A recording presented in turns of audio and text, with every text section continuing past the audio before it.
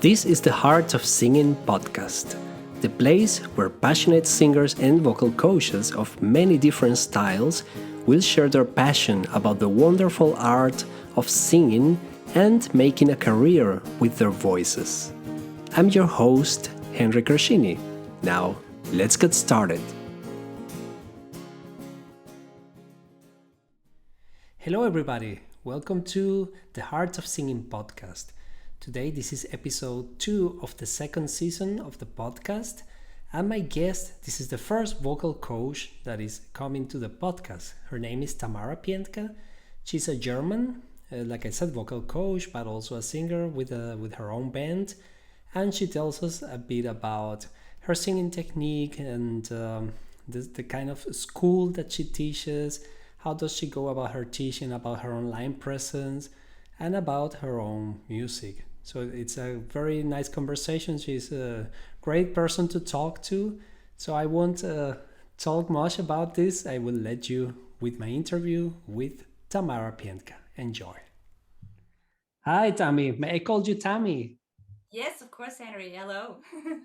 Nice to have you here, all the way from the south of Germany. So at least we're in the same time zone. That's very unusual because of all of my guests so far have been, except for one, have been in a very different time zone than me. So this is great. It's great to have you. You are a vocal coach, also a singer, and you are the very first vocal coach that I have the chance to interview on the podcast. So I'm very glad about that. And the first thing I wanted to ask you was, how long have you been teaching singing? Oh, that's a good one. I started teaching actually already in 2008 when I was busy doing my music studies, and that was then one day in the weekend. I taught singing, and from then on it continued actually from there. Okay, and what led you to becoming a vocal coach? It makes me happy. It's really like that. It makes me happy to help other singers to understand their voice and follow their dreams with their singing voice. That's really something that makes me feel complete as a human being. Well, that's awesome. That's like a calling. That's what you mean. I guess it's something like that. Yes. Yes. Many people take up singing, teaching singing. I mean, because that's like a sort of a side job for some singers, but it's Yes. not your case, right? No, actually not. No. So I want to talk about your brand Hmm. because you're very active on the social networks, and your profile, your handle is enjoy your voice Yes. altogether. But then you post something called all you can see buffet, and then you also have this Facebook group Tammy's food truck, which Yes. in German was Tammy's Jimbisbude. And you have this other community called Noisify. So you're like all over the place. Yes. what what's the difference between all these platforms and all these communities? The difference, wow, it's difficult actually to talk about differences. I would rather talk about the similarities maybe first, and then we can see how it differs from each other. Enjoy Your Voice is my overall brand actually, because I want singers to have fun with their voices, no matter at what level of learning they are or where they are in their career. I believe that um, true success within singing and making art comes from just having fun, actually, and from enjoying the whole process. And also, the process of practicing itself should be something that makes you feel good. So it's not that hard work all the time. So, but it's really the process of creating new and useful habits. This should be a joyful process, and this is actually what Enjoy Your Voice stands for. And the All You Can Sing Buffet is at the moment my online course program. It's actually an online school where I teach various techniques from different angles so that they can also apply to different styles and genres. So it's a little bit like you were. Imagine you are going to a food buffet, all you can eat buffet, and you see this wonderful table with what is your favorite food, Henry? Pizza. Pizza. Okay, in, so you in have honor of my Italian roots. perfect. So you have four different versions of pizza on the left, and then you have Chinese food somewhere else. I don't know. And you just pick whatever you want. And this is the idea of the singing buffet, that you get inspired by many different things and grow your own signature sound from there. Okay, and what is the food truck? Do you have a fixation with food? Maybe can it be? Yes. Could it be? I Uh, like to eat and cook. me too, and I admit when I see your online presence, I also get hungry because it's like buffet food truck, and then you post a story of you cooking something. Yeah. I was like, imagine that you can use your voice like the way you are preparing a meal and like Yes, yes, yes. So if you are on diet, never watch my Instagram stories. Oh yes, that's true. I do some sometimes I go a day without eating as a way See. to detox my body. So I should avoid your account on those days. But what is Tammy's food truck about? The vocal food truck is actually a very small version of my singing buffet that is open to everybody who wants to take a look at it. And there we have some live streams going on for certain topics. And these are coaching events that happen throughout the year, 3 or 4 times. And in between, it's just a place to connect and to share ideas about creativity, about the creative process itself. So a little bit of community growth and have fun with your voice and explore some new stuff. Okay, and then we have Noisify. Yes. Noisify is actually more or less, it's not the same thing, but it's very similar. But this is a shared group with my colleague Adi Bitran from Israel. She has the same education as I do, so we speak the same technical language. And this is mainly focused on singer-songwriters, but also on avant-garde singers, rock singers, metalheads. So it's a little bit more specific to a certain genre and to a certain way of feeling and perceiving music and art. Okay, so it's a very strong online presence that you have. And so I guess you are teaching online a lot. Was it inspired by the current situation we have in the world right now, or were you already so active in these online platforms before this thing struck? Um, the online platforms, they grew a lot during the pandemic now. Yes, that's true. But teaching online was already on my list many, many years ago. I already started teaching online in 2016. It was, yes, when I had an engagement. What is that in English? Commitment, or Yes. uh, I was may, hired for a job. yeah, well, you were hired for I a was job. Exactly. Yes, exactly. I was hired to teach a group of experienced singers to work together in a studio, in a recording studio as a choir.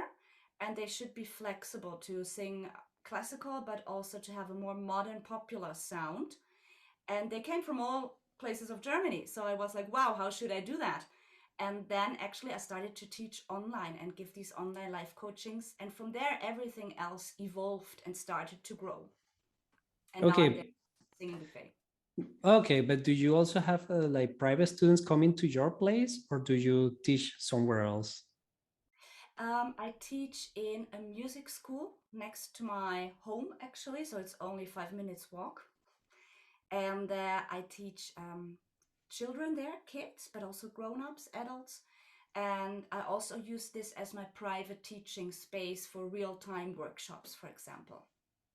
Okay, what do you think is the advantage or the disadvantage in this between teaching online and teaching in presence? I can tell you an example myself. I have trained with Jamie Vendera, who is an American vocal coach, US American, but I had the chance to meet him personally in Poland. Hmm.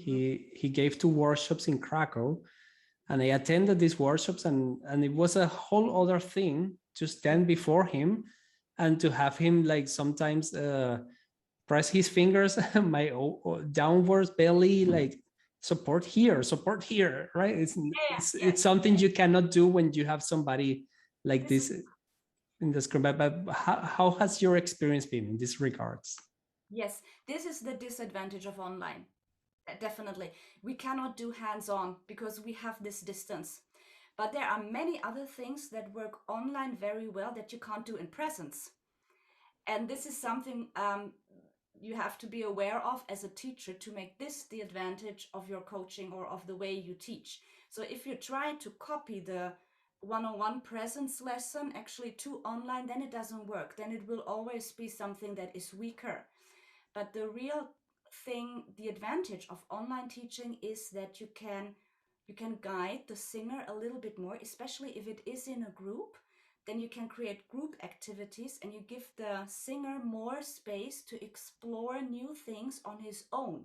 Because on the one side, the teacher does not hear you all the time. This could be a disadvantage. But on the other side, it leaves more space to the singer to experiment and not feel controlled all the time as well. So it's just a matter of how you navigate it in a way. Okay. And you mentioned before that you have this colleague of yours in Israel, and you both use the same technique. What is this technique called? That's complete vocal technique. Okay, and you're a certified teacher in this technique. Yes. Yeah, And there are like different schools, so to say, right? Like there is this speech level singing. I think it's Hertrich, the name of the founder, and Brett Manning teaches with this method, and Jamie Vendera teaches a so-called isolation method, Mhm. which comes from bel canto, from classic singing, and there are like all these schools, and well, they are in the core. At the core, they are more or less the same because they have the same basis. But Mhm. where is CVT actually? What is CVT about? How does it differentiate itself from the other techniques or schools? Wow. Um, I would say the thought behind complete vocal technique is different than many other methods. I am not into every other method, I must admit. So I've done bel canto, classical singing technique, I've done speech level singing and mix. I have not done the Jamie Vandera. I have not been into that yet, but it sounds interesting. I will take a look, definitely. But CVT is actually, it means that complete vocal technique means that all sounds that the human voice can produce can also be produced in a healthy way. And the singer decides how he wants to sound, and the teacher is there to help you design your own sound so that it is healthy. And therefore you can, if you have a CVT course, you can have an opera singer sitting next to you, and on the other side a heavy metal grunter, and then you have the soul singer and the jazz singer, and they're all sitting in one table, but they're using the same technical language and grow within their style. And this is unique. I've never seen this anywhere else. And also the way that the technique works in within the communication between the teachers is so comprehensive and clear that you can be taught by 12 different teachers and still get the same great results. And this is fantastic. Okay, where did you learn, or where and how did you learn this technique? How did you come across learning this technique? Oh, I learned about it back in 2010, actually through a YouTube video. And then I practiced on my own with the book. I bought the current version from them, and I've worked myself into the system. I took singing lessons with certified teachers, and then finally in 2018, I started to do the singing and teaching diploma course in Copenhagen at Complete Vocal Institute. Was it in presence, or did you go over there? It was Oh, the I first. mean, it's the same question. Did Yeah, you go yeah, I over know. there? Did you? Yes, Yes. Did you go? So you went there. I went there. Yes, the first Okay. half was presence, and the second half was transferred to online. Then, yes, Okay. So you started learning in 2010, you said, this technique.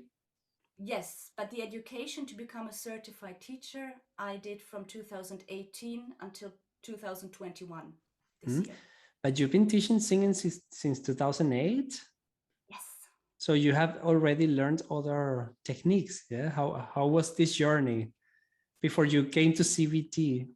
yes. What did you learn and where and how? Yes, yes. I started with classical singing lessons. I sang a lot of Baroque repertoire, a lot of I sang Vivaldi, Christoph Willibald Gluck, and then classical music, Mozart, later on romantic repertoire. And I studied music with voice as my main instrument, my main focus.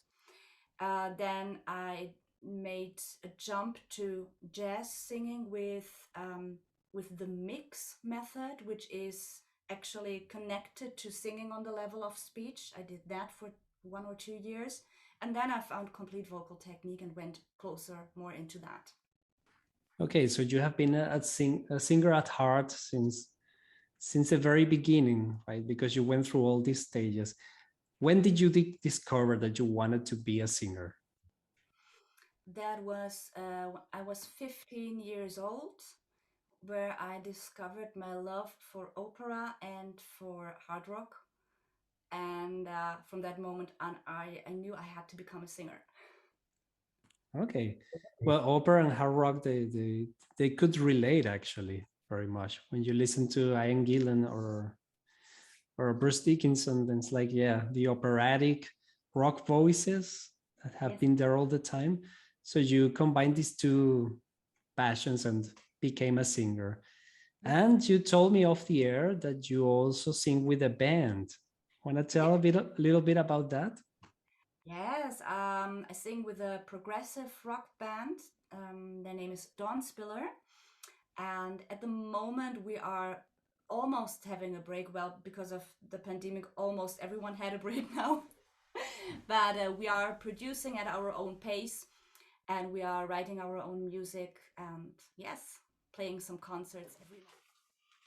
So and so you guys are on a break right now, and do you have music coming out that can That be? is planned. Yes, Sorry, that is planned. Yes. that is planned. Okay.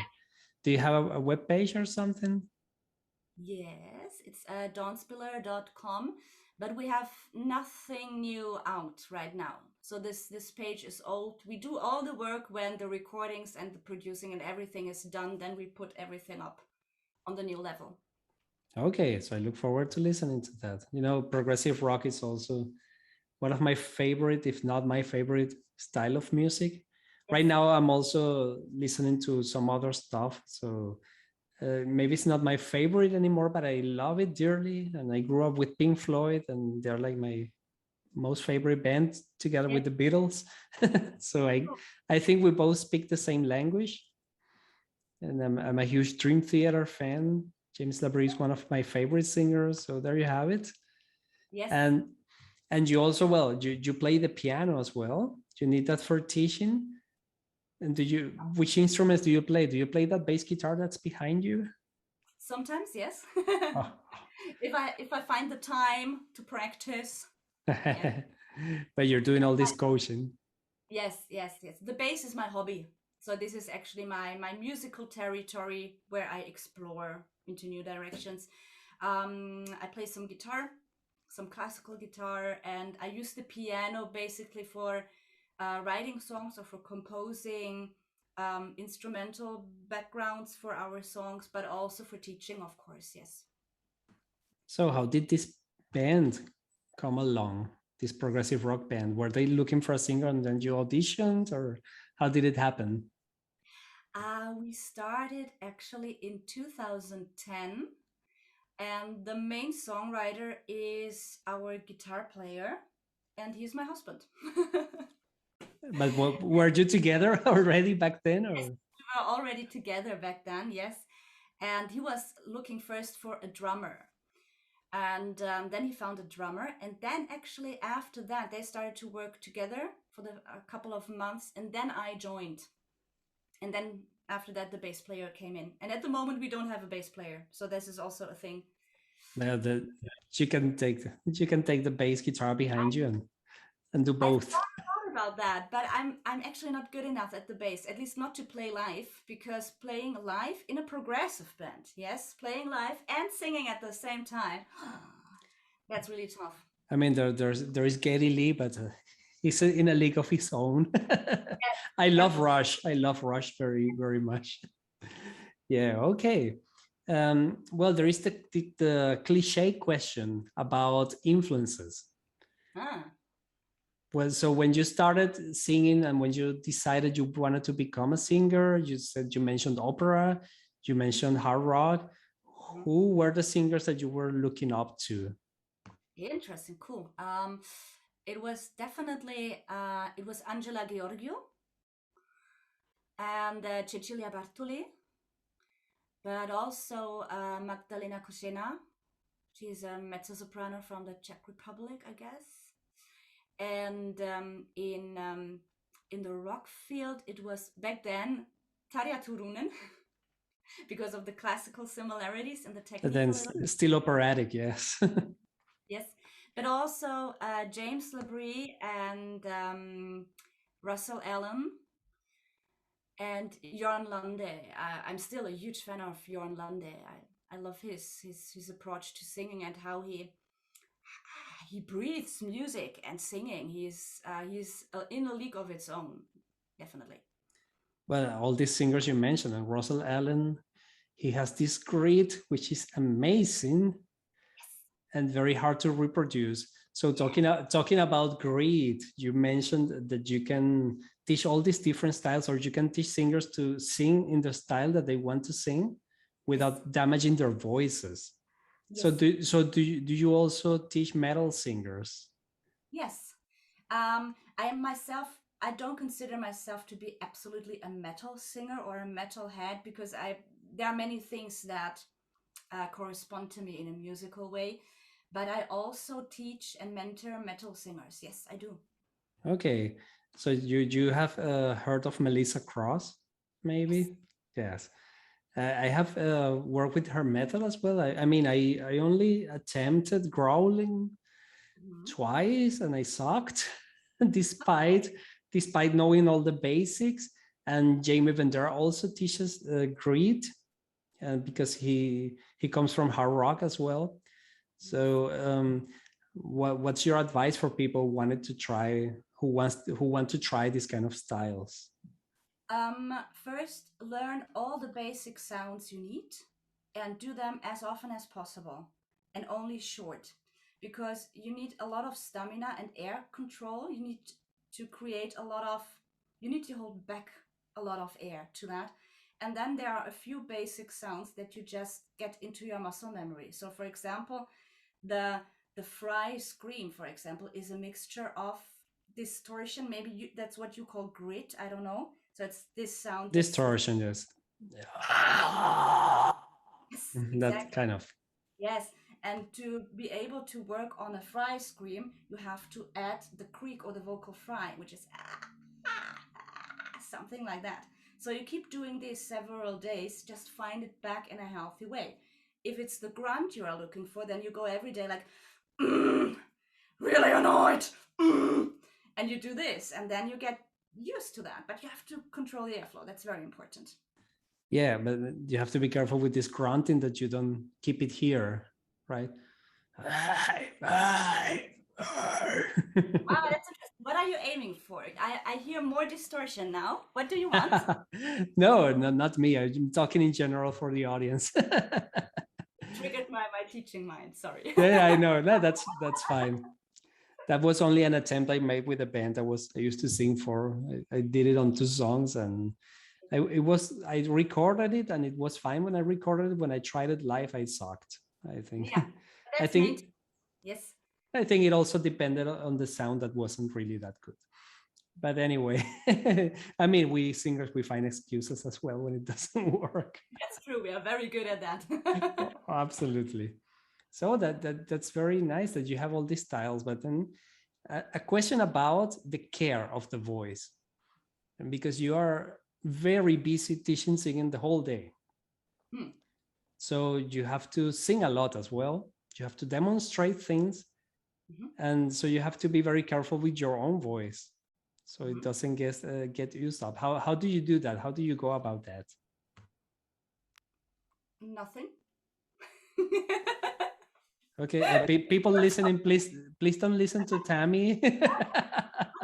She's telling you stupid things. No, no. No. Um, I do my breathing exercises regularly, and the thing is, if you teach and you do your sound examples in a healthy way, then it's so programmed into your system that you almost you can't do it wrong anymore. Almost not.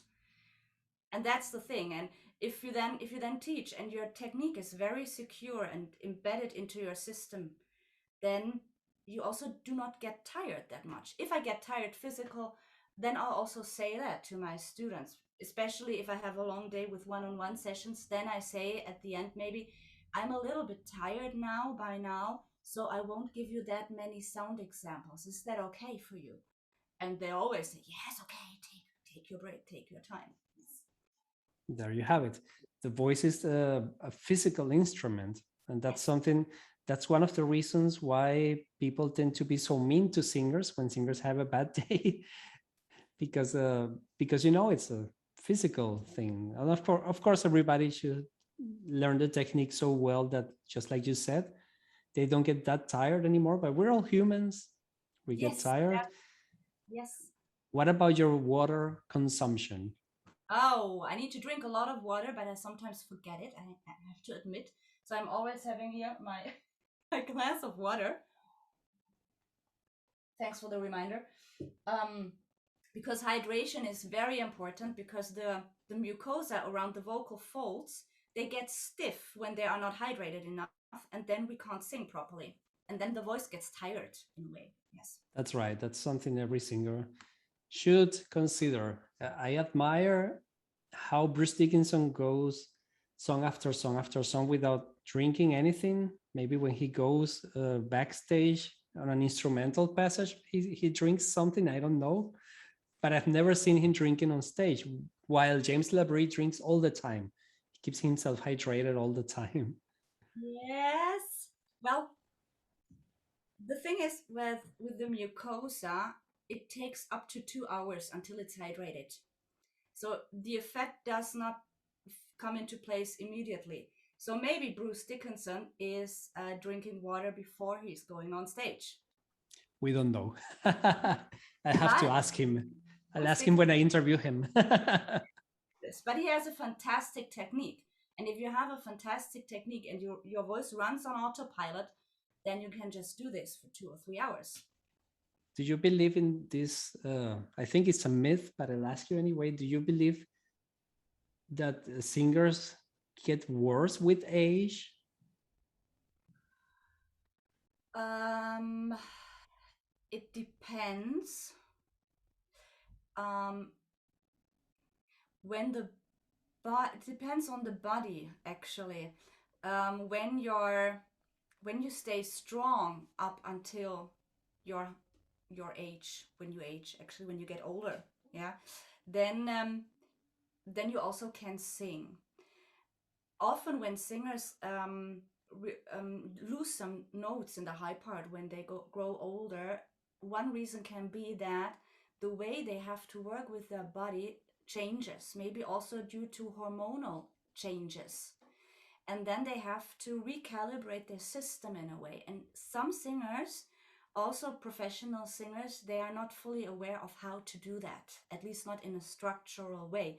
And there it can actually be useful to get some coaching lessons, just to get the feeling for the body back and to know how to navigate through the voice.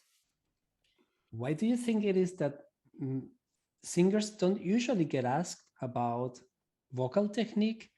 It's like there is this conception or misconception that you open your mouth and sing. I mean, guitarists learn their technique, they're playing guitar technique. I mean, it's like being self-taught.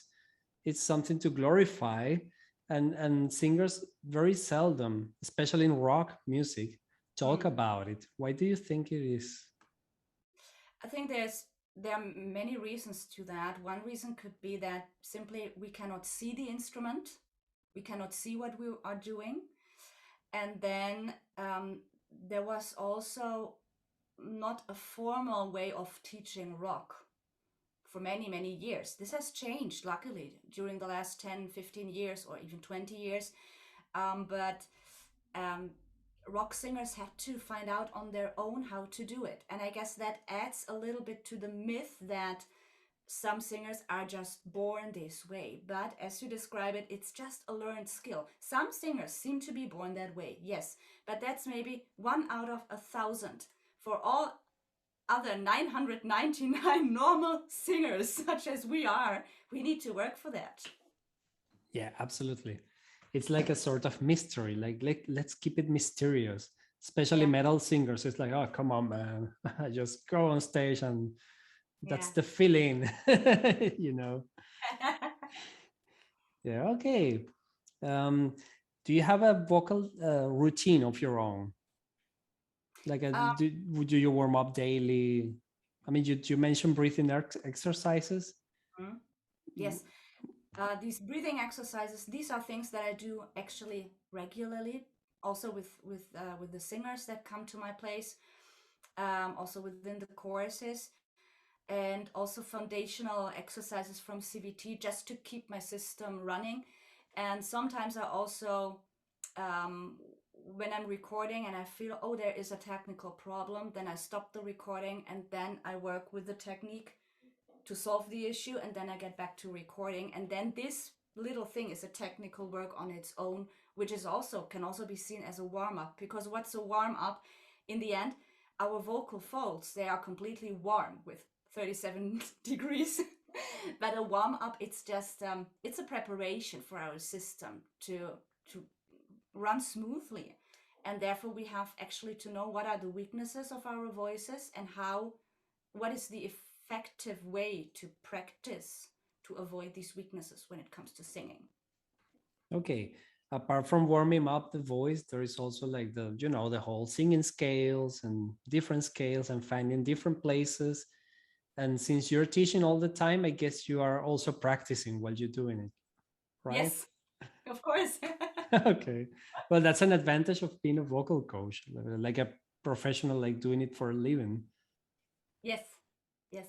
But I'm not singing along with my singers all the time. I'm just laying the You foundation. demonstrate I demonstrate sometimes. and then I let them work, and I jump in if I feel, if I sense, oh, now they are lost. They need me. Yes. Okay. Well, coming back to your online presence, and you post quite a lot of useful tips. And sometimes I wonder, where does she get all that? Like, because you have like a very interactive way of doing things, and you are posting all these tips, and then you are demonstrating them as well. I will tell this for the audience. Like there was this time you posted a clip of yourself singing a very well-known song. I'll be there. It was sung by the Jackson Five, Michael Jackson as a small child, and you were singing it in an angry manner, and I laughed so much about it because it was like, try intention, right? So but that's just only an example of how you go about this online presence. How do you how do you come up with these ideas to keep it interesting for you and for the people following you? I'm actually just sharing what inspires myself and what I find interesting, and then I start talking about it and doing it in front of a camera. That's basically it. And the form and everything else that comes later. And I have 1 day per week where I also sometimes pre-record these things for social media on Tuesday, for example. And sometimes an idea just pops in my head, and then I grab my phone and then I do this, for example. And the techniques are actually all more or less, they come from the school where I've been in Copenhagen. So they are all little snippets from that placed in my own way. Okay, it's pretty cool. So I think people should follow you, and I will put all the links to your social networks and your Facebook communities here in Cool. the video description or the show notes. And I think I would like to ask you now to sing something. Since we have already mentioned that you can sing angry, something that is mellow, you sing it in an angry way. So you have a quite a wide spectrum of vocal possibilities. Is there anything you would like to sing for the audience? A cappella, please. A cappella. Okay. I could sing a part of a song from my own band. Maybe I just Yeah, cool. need to find back the words. Wait. Welcome, dear guest. Enter our halls, but grant a request. We will promise to give you relief from everything that causes pain. Promise to pay the price. We'll take your reason to keep these dreams alive. Nothing's for free. I like that cadence. Na, na, na, na, na, na. Very nice. Is it your lyrics? Yes. Do you write all the lyrics for the band? Almost, yes. Almost. The latest songs I wrote the lyrics, yes, for. Okay. How do you feel about singers who, or how can I formulate this question? It's an spontaneous question. Sure. Like there are singers who will only sing their own lyrics, like Devin Townsend, for instance. And there are singers like James Labrie, like he sings. He has some lyrics. He has written some lyrics for Dream Theater, but he also sings a lot of Petrucci's lyrics or from the other guys. He says he goes about it like an actor of sorts. Like he talks with the writer of the lyrics and asks what was the intention behind it. Okay. Yeah, what do you think about this? There are about these singers who do you have a problem with that, like singing songs from somebody else? No, actually not. But I have to admit, I also don't care too much about what the songwriter's intention was. Well, What? so, Just kidding. I mean, sometimes when it's a story or a concept, then it's important to know the background story, of course. And especially if you're singing musical theater, for example, then you need to know about the story, of course. But sometimes I think it's more important that you can connect on your own to what you can sing than to fulfill somebody else's form. Because in the end, you are the singer and you are the person that has to transmit it to the audience. So if you cannot connect to that because the story is too far away from your own persona, then this connection won't be there. So it's always a balance about what was the intention and how can I find myself in that. It's like an actor, indeed, right? That's what actors do. They have to find themselves in the role. Yes. Yeah. So we singers, we are actors. That's the conclusion. Well, Tammy, thank you very much for having taken the time to come to the podcast. I wish you much success with your teaching and, of course, with the band when your new music comes out. Look forward to hearing it. And I look forward to meeting you again online sometime. Yes, thank you very much. It was a pleasure, Henry. Have a wonderful day. Same to you. Bye. Bye. So that was it. That was my interview with Tamara Pientka of Enjoy Your Voice. I hope you enjoyed it. I hope you learned a bit about her. And of course, as always, you can check out her networks, her website, all this information you will find here in the video description or in the show notes in case you're listening. And also remember to follow this podcast on Instagram, Facebook. Follow me if you like, also in Instagram. And like always, listening to the podcast, you can listen on anchor.fm/theheartofsinging or on Spotify. And As I always say, sing your heart out, and I wish you a great time. Until next time, bye.